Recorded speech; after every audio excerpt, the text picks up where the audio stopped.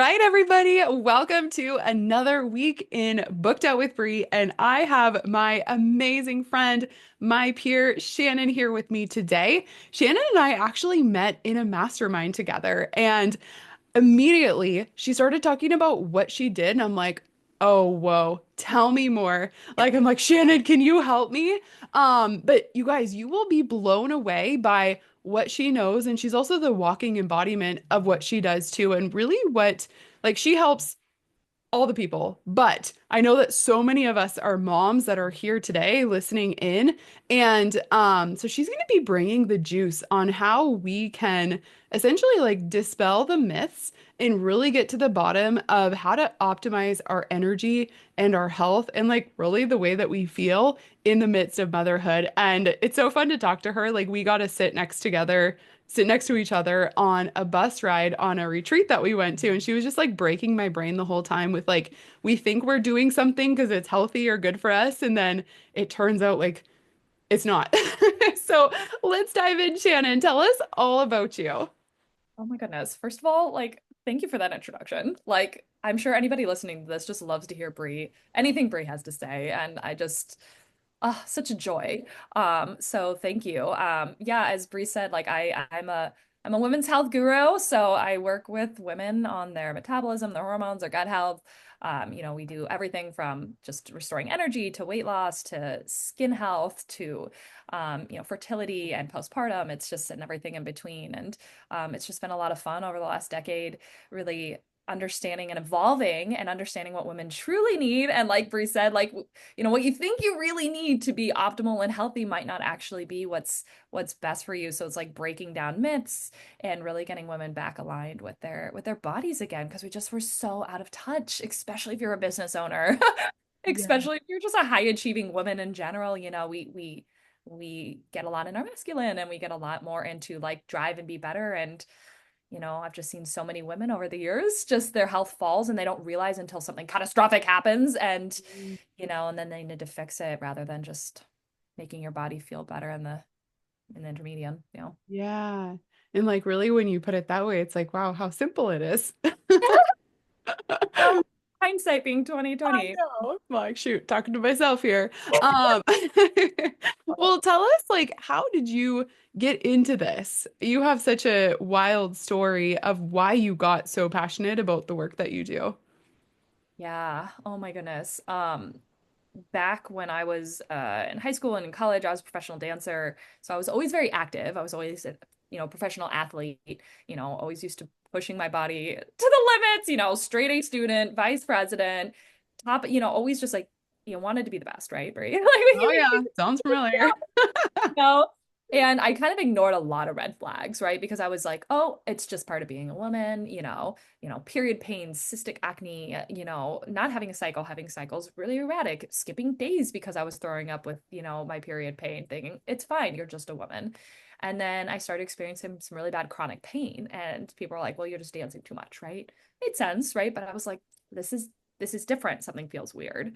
And then my energy started taking and just like things started just one at a time, right? And you don't realize they're bad until, for me, I needed that like literal bat over my head for me to actually make a change, which I understand because a lot of people listening to this might relate to. It's like we think we're fine, right? Brush it under the rug, And so I went on to do bodybuilding shows. I won my first bodybuilding show and only one, really. And then I became crippled, actually, walked with a cane. My inflammation was super high. My gut was always bloated, distended, horrible pain. My hormones were all over the place. My skin was terrible. But more than that, I couldn't even get out of bed on my own. My husband like had to get me, like put my shoes and socks for me. Like it was, and I was a manager at a gym at the time. I just felt so embarrassed, right? And people would ask questions, and it took me years to get diagnosed with my autoimmune condition now. And I just realized after going through the medical process and going through Western medicine, trying to find the right answers, and everybody telling me I'm fine. I'm like, clearly, I'm not fine. I can't eat anything. My hormones are a mess. I literally can't walk. So, no, I'm not fine, despite what my labs say. Right. Um, and I realized after medications and this whole system, I was like, I want to heal myself and I want to figure out how to heal this. So that was what started this whole journey. And I'd always been into health and fitness, right? I'd been a manager at a gym, I had done nutrition and fitness, but I was like, the work just felt so superficial to me, right? And I had a great like I had one of the highest retention rates in the country. Like people never left, which was amazing. But it was just like doing session after session for years and years and years. It was just like it wasn't healing on the deeper level that I wanted to heal people, right? And so that's why I started my business, right? And started going down functional health and now into bioenergetic work is just like understanding that women need a different approach than men, which the masculine world of personal training is very different, right? Mm. Um, and like I don't think once, honestly, now thinking about it, in the how many years was I there? 7 years, 6 years I was managing that gym. Anybody ever talked about a woman's cycle? Like I Yeah. literally like thinking about that now, I'm like, oh my God, wow, we really were doing women a disservice, you know? And then, you can't just outrun or outwork out your autoimmune disease, right? I thought I could do that and just eat healthier and work out more, and then I got sicker. So that's like how my very long story, not so short, how I got into my business. Wow. Yeah, I think that's just one of the most powerful things about business is that for most people, the reason that they start a business to help others is because they helped themselves first through something hard, earth-shattering. Like, I'm like, your story, like, you're at the top of your game, winning the things, dancing, like, what? And then suddenly to have to walk with a cane, like, that is wild. And I'm sure that the journey back to now, like, and you said you had, like, your skin is glowing. Hello. Like, the journey back to where you are now, I'm sure it wasn't easy. I'm sure there were lots of learnings and bumps in the road, but it's so cool because you literally get to like reach your hand back and tell your clients, I got you. Like, we're going to shortcut. We're going to skip all the things that I did that didn't work. So, like, whoa, just how powerful, how amazing. It really is. And I know you can feel this, and maybe a lot of other people can feel this too. When you're so passionate about what you do, it's just like nothing is going to get in your way of Yeah. trying to spread the word because it's like, Yes. especially when I hear women talk, and I'm so intuitive with women's health that it's just like, I know what's going on. It's like, you can feel better and you can feel better faster. I mean, so many of our clients that come into our world within 2 weeks are like, oh my God, where have you been my whole life? Like, and it's just like, you are worthy of feeling good, right? And you're able to feel better despite what you feel, despite what doctors have told you, and it's just like, or the internet even, because everybody tells you you're freaking broken on the internet now, it's just like, Yes. it's a different world with social media. And so it's like, I just want to yell it from the rooftops, and that it can be quicker. I went through so much trauma, so much stuff. I mean, this pain started at 13. I didn't get officially diagnosed till I was 27. Wow. Like, and I have ankylosing spondylitis. So like at its progressed form, my spine confused together. And Mm. so it's really important. The problem is in the medical system, you don't get diagnosed until there's fusion, until there's that problem. It's Mm. like, but if I had known this, I could have avoided Mhm. that. Same thing with so many, issues with gut health or hormones or fertility. It's like, why do we only treat it when there is now a problem, right? Mhm. Instead of feeling good in our body now, Yes. you know? Yeah, I mean, it makes me think the conversation we had for on the bus ride to the retreat, because I have, just for all you guys listening, personal details. I've like literally had acne since I was 10, and I've gone to doctors and dermatologists since I was 10. All they do is put me on prescriptions, and I'm like, I'm so frustrated. I don't want to take more medicine for my acne. I want to figure out why I have it and like heal it. And it was so cool to talk to you because it was like I felt like I was in like church. You're like, yo, like a science lesson in church. It was awesome. Like, you know so much about the body. Yeah, but it's so fun and it's so validating because when you go to all these doctors with a problem, and this is what I tell clients because they get really mad. Like, and I had a bad relationship with doctors too because like literally was gaslit for 20 years. But it was like they are not trained they're trained to medicate you, and they're trained when something's bad to fix it rather than, what's optimal and how to heal your body. So same like a dermatologist. I was on 7 antibiotics every day of my life growing up. I kept becoming immune to them because of Oh my cystic acne. gosh. So I don't know if I told you this, but like I was No, on that's antibiotics insane. every day of my life. So no wonder I got issues for 7 years. And they just kept changing them whenever I became immune to them. because I would, and then when I would get huge cystic cysts on my head, I would have to get 3 cortisone injections and them split open. That's how bad they would get. Yes. So like it's not like a little cyst. Like these were huge, painful things. I would get sent to the principal's office because people thought I was getting beaten. Mhm. Okay. Like that was bad. And then I finally gave up and went on Accutane.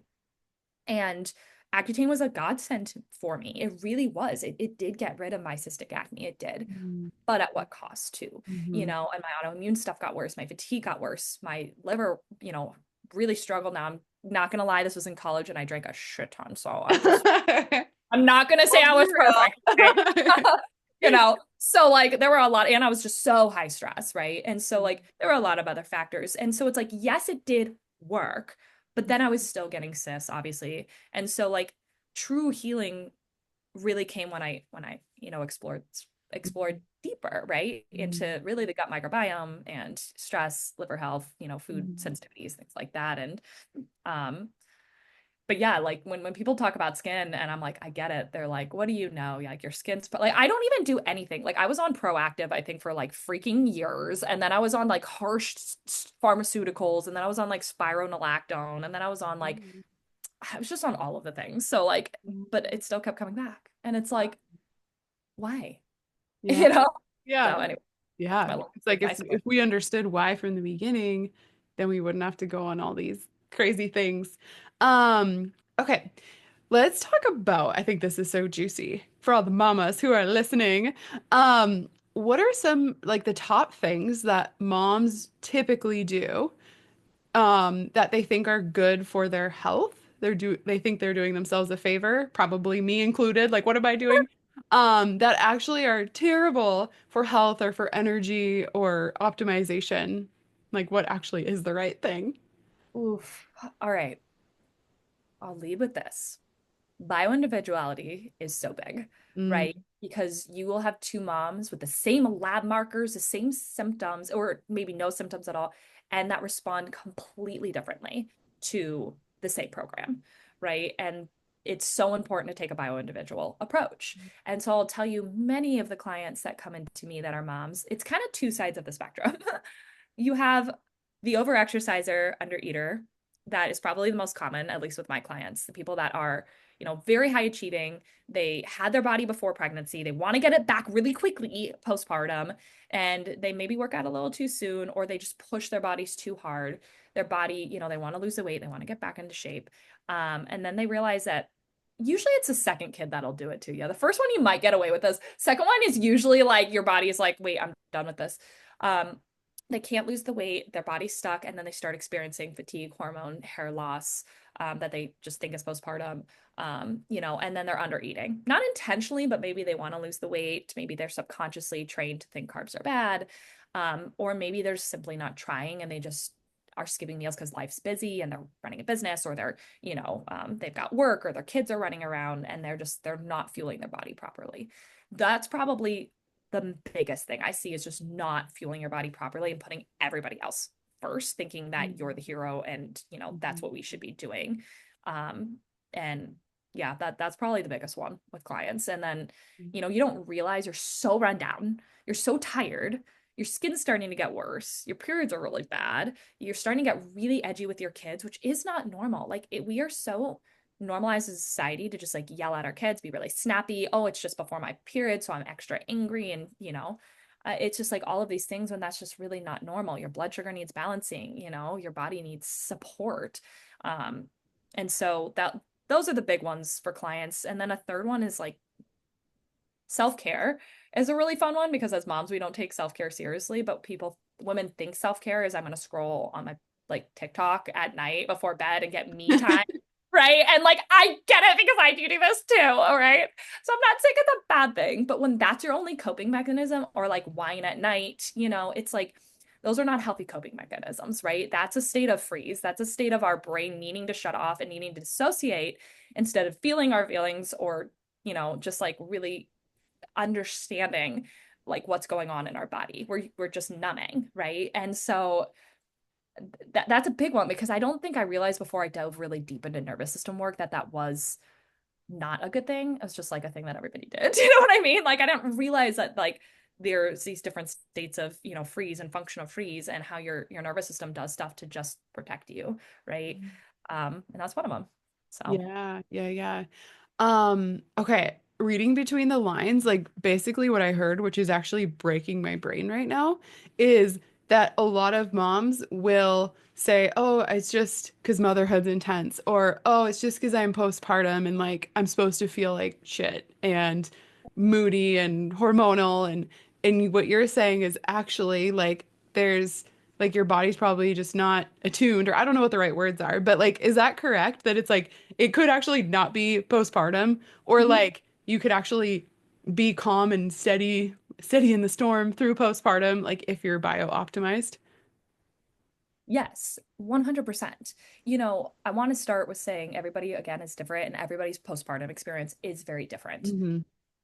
And you can optimize your body to potentially decrease those symptoms and or optimize during the moment. So postpartum depletion is the biggest issue I see with clients. Our minerals are incredibly depleted, and our minerals are the spark plugs to our hormones, our thyroid, our adrenals, everything in our body, right? And so if you are going to be depleted no matter what, even if you do everything perfectly, right? It's very taxing to be pregnant. It's very taxing, if you went through a traumatic birth, that's a whole other element, right? That gets stored in your body. And then there's also breastfeeding. If you choose to breastfeed or not, that's okay too. The postpartum experience, you're not sleeping, you know? And so you're going to be depleted in certain ways. And so, one thing I work on with all of our clients, if they even want to think about getting pregnant, or really just every single client, is always mineral balancing first.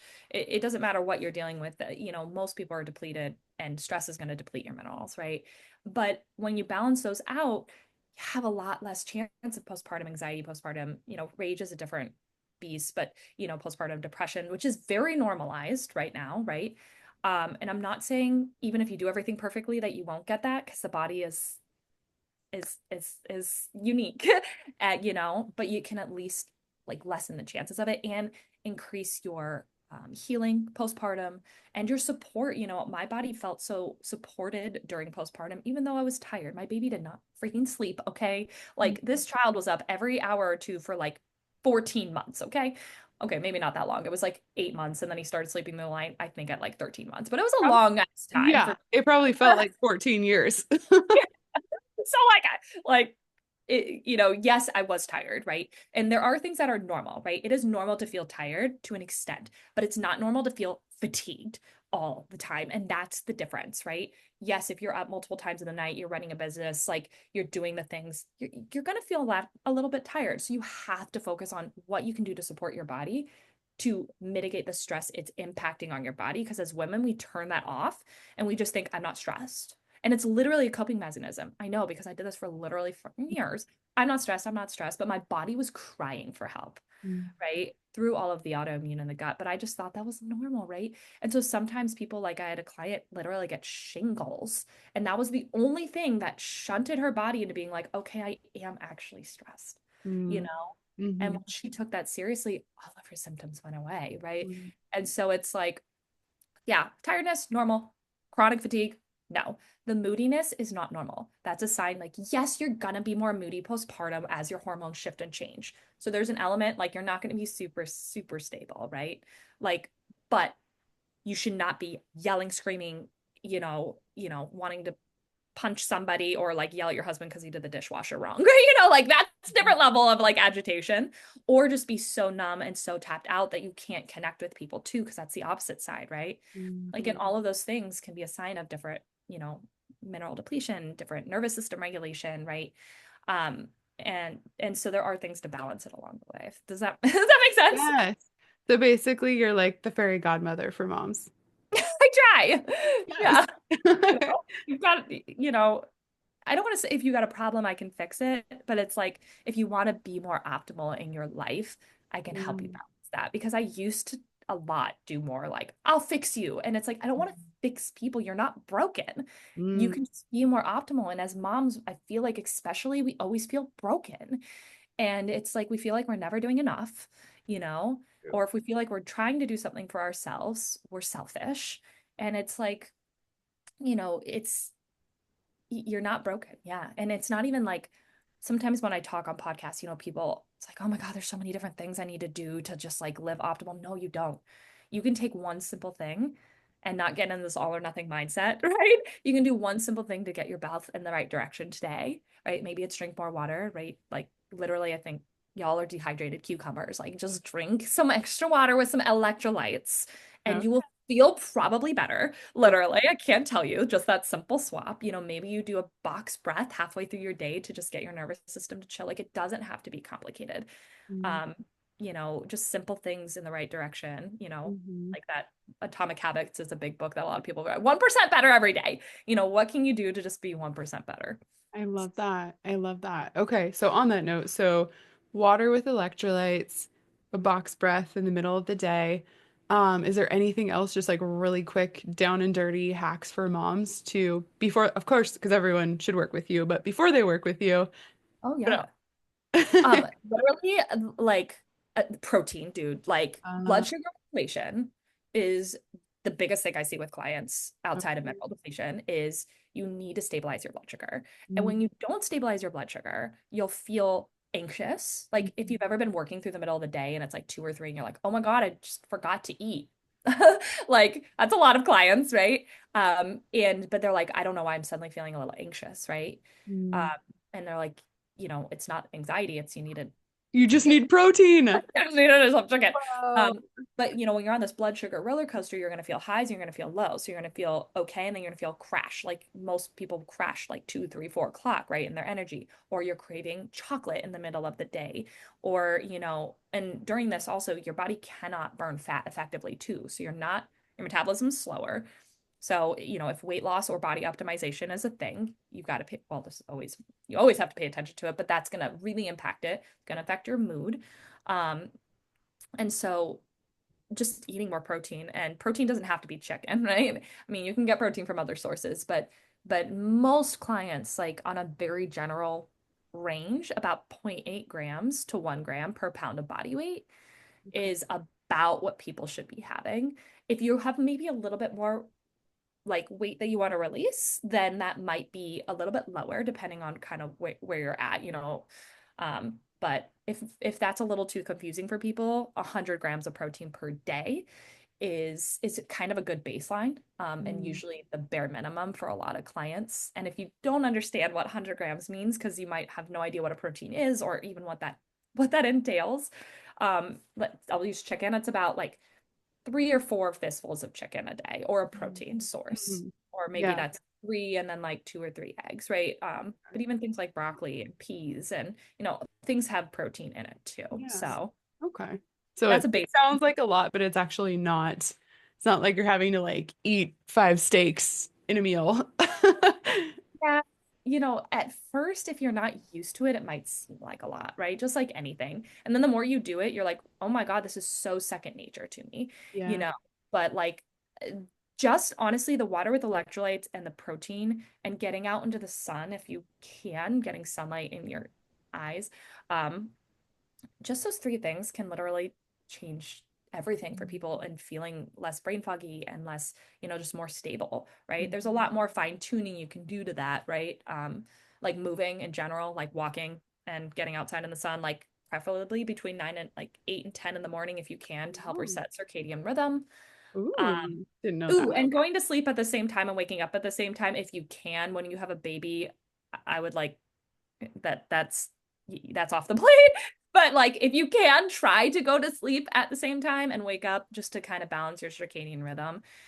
When you can do that, when you can balance your blood sugar and when you can stay hydrated with, and replenish minerals. I know that sounds simple and it's like there has to be more. And there can be. Don't get me wrong, I can go down lots of rabbit holes, but try that first, right?